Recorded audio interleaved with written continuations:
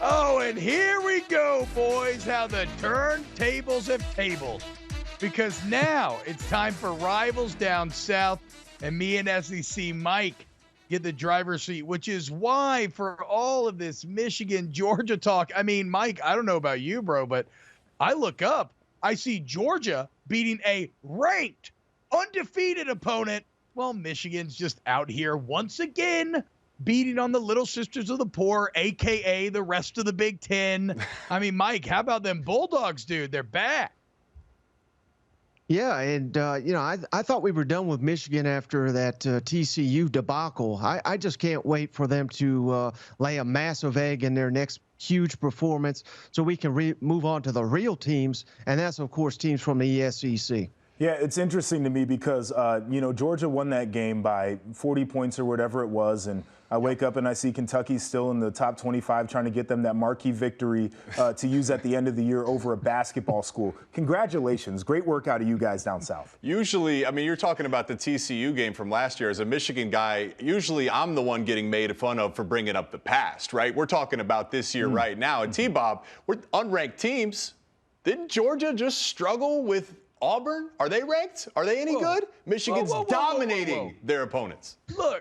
Look, Auburn has won national championships When? this century, okay? When? They've won one. They played for two. They've won SEC West, okay? Hugh Freeze has the power of an evangelical mega church pastor. I mean, he's out here baptizing students, okay? That's hard to overcome. You're having to beat Auburn and God, and you got to be nice to Georgia, boys. They're not used to going on the road, okay? It's the one time they had to go on the road in 6 games, so you got to treat Kirby and then with kids' gloves as they figure out, no, sometimes you play in an opponent's stadium, and they actually have people who are cheering against you. Georgia's not used to that yet, okay? So just give them a little break. They're going to learn as the season goes on a bit more. Yeah, so I was doing some research because you said we like numbers up here in Big Ten country, and it's unfamiliar for me, but they tend to reveal a lot. Georgia didn't give up more than 140 yards rushing in a singular game a year ago, and they gave up over 200 to an Auburn team that I don't think is worth a damn. So, again, it's wild to me. We get one good game over a basketball school, and we're ready to give them the trophy once again. I am not here for this. We won't even consider, do we put Michigan at #1? Like, that's not even a conversation people are open to, and that's my biggest issue with it. Like, let's at least talk about it. We can't just let this go without acting like Georgia can't be criticized this year. Well, you may not be able to trust all this. Go ahead, Mike. You got it. Go ahead, Mike. You may not be able to trust Hugh with your wife any day other than Saturday, but I trust Hugh to coach a team all Saturday. He's one of the finest Saturday men in the South, so you need to get your facts straight, sir. One of the finest Saturday men, Joshua, but not one of the finest Sunday men is what I took away from that. Absolutely. Fair. But look, Joshua, I mean, all this talk of Kentucky being a basketball school, is Minnesota not a hockey school? Did I miss something? Did they somewhere along the line learn to play football? Hey, man, no, hold look, on. Minnesota has been back to back to back. It's something Georgia's trying to do. Georgia's trying to be like Minnesota, if we're being completely honest. So let's keep the facts straight here. Technically true. Granted, was it before the Second World War? Yes. Hey, all the minor details are unnecessary. Yes. Unnecessary. Actually true. No, look, man, I think that, and you mentioned Hugh Freeze rushing success against Georgia. Look, Hugh Freeze is a bit like that old parable in the Bible, right? Jesus takes like one fish and a loaf of bread and feeds 1,000. The man's no offense, okay? He may not have one quarterback, but he can make, 200 rushing yards out of it. He's going to be just fine down there in the plains. Look, boys, y'all just worry about whoever wins the Big Ten actually winning a playoff game, okay? That's what we're looking for. That's the Big Ten goal this year. Big Ten, big win in the playoff. What do you say, boys? All right. Well, you know what? I'm going to keep that in mind. And as we continue throughout this season, as you let Georgia wear the cape for the conference, I wish you guys the best of luck.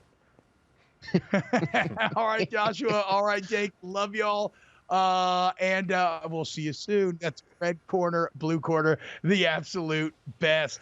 Let's look at our picks from this last weekend. and SEC Mike going 5-1. AJ a perfect 6-0. And here's where we got it wrong. It was Alabama, which meant that, well, Mike had to honor a bet. Oh my God, dude. This is That SEC Podcast, the highest rated podcast on Apple and Spotify. This is SEC Mike and Cousin Shane, and they are both dressed up in their clown makeup. As Mike told us on Friday that Texas A&M would smash Alabama. Mike, what went so wrong, man? By the way, excellent execution on the makeup. But what went so wrong Saturday? Hey, the only bigger clown than me, T-Bob, is Jimbo Fisher. With his conservative play calling, with punting it in his own territory. Did you see what he said after the game, T-Bob? Oh, it was 4th and 1. Well, it was 3rd and 2 the play before. I didn't have confidence. They're calling timeouts to kick field goals. I mean, he's just an idiot. And I know the rest of the SEC is happy that Jimbo's down there at A&M because A&M's never going to win anything under Jimbo Fisher. How in the world Alabama won with 14 penalties, 2 turnovers, and a quarterback that essentially he can hit a 50-yard bomb. That's all he's got. And you know that going into the ball game, and you let him do it anyway. Yeah, Nick Saban said after the game, quote, "This may be the record game for me in terms of messing up and still winning." So, I mean, they afforded A&M a ton of opportunity, but I think it's 2 things. First off, Mike, you're absolutely right about Jimbo, right? He's an old school coach lost in a new school game. The last time he had relevant quarterback play consistently was, back in 2013 around the Jameis Winston era. Like somewhere along the way, the game passed him by because we all know nowadays with analytics and everything else what winning football is, right? And it's going for it in those situations. It's not being afraid of losing. It's trying to win. A&M did not do that. I got to say, though, man, I come away impressed with Alabama. It is Halloween. It is spooky season. And Nick Saban is the ultimate embodiment of the killer from any Halloween movie, right? Your classic horror movie killer where it's like, okay, you got to make sure he's dead. He may appear to be dead. You might even have cut off his head. I mean, we all did. We thought he was done. Texas goes into Tuscaloosa, whoops that ass. And yet now we sit, Mike. I feel like I'm taking crazy pills. We're 6 games through the season, and who's in control once again? And who clearly is in control of the SEC West and their fate once again? It's the Alabama Crimson Tide. And again, to the idea of you better make sure they're dead. Ole Miss up 7-6 at halftime. Bama wins 24-10. A&M up 17-10 at halftime.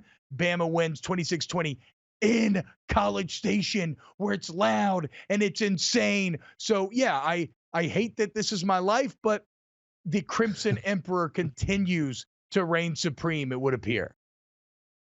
Yeah, and credit Alabama's defense. I should have credited them previously, but they were all over A&M. They dominated, particularly in the second half, the line of scrimmage and special teams. Will Reichert, he made his field goal. That was big. But when the punter went down, your kicker comes in there and is an excellent punting option. They blocked a field goal. That's essentially when I knew A&M was going to lose this game, when they're getting kicks blocked. So special teams, defense, those stepped up for Alabama. They did not for A&M. And you're absolutely right. If I'm an LSU, A&M, but A&M and Ole Miss in particular, if I'm a fan of one of those programs, I'm sick because this was our year. Alabama's beatable. You can take them this year. No one is stepping up. Alabama's making these critical plays when it matters most, and it's the same old, same old. It's Papa all down there is going to win the West. And, I do come away impressed with Jalen Milroe. Now, I feel what you're saying, right? He is not evolved to the point where he's going to consistently pick you apart over the middle of the field. He still seems a little like big play dependent, but I thought, like you did, I think, Mike, I don't want to put words in your mouth. You can tell me if you disagree, but if you would have told me that when we exit this game, Bama has 26 carries for 23 yards, I think Alabama's losing that game 10 times out of 10. And I know it's college. And so the sack yardage take yards away. And we all agree that's really dumb. Even if you take that out of it, we're talking sub 3 yards a carry for the Tide. And yet they still find a way to affect a second half comeback. And Jalen Milroe still throws for 321 and 3 touchdowns on a night where he gets sacked 6 times and is under duress constantly. Like, okay, that made me concerned. We'll talk LSU Mizzou in a little bit. That LSU offense is capable of keeping up with anybody. There was maybe a time where I thought a bad LSU defense was matchup okay with a bad LSU offense. The growth of Jalen Milroe has kind of changed the math in that equation. Yeah, absolutely. I mean, the blueprint is simple. Stop Jalen Milroe or force him to beat you with his arm, and he did it on the road, hostile environment, and it was constantly in 1st and 15, 2nd and 12 because of a false start. They must have had 8 or 9 false starts in that ball game. So, again, that is a credit to your point to Jalen Milroe. He made the plays, but I think that's why it was a close game too, because he can't make it every time. Now, when you just rush 3 and give him time, that's when he's going to hit you over the top. So you got to bring that pressure, bring that heat.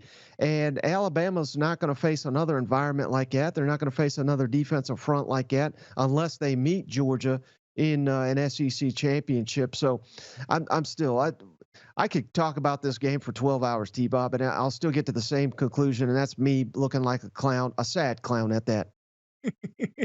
Oh, I mean, yeah, I mean, it's weird because, again, you look at the box score, you're not wrong, but hey, it's Nick Saban, so you were wrong.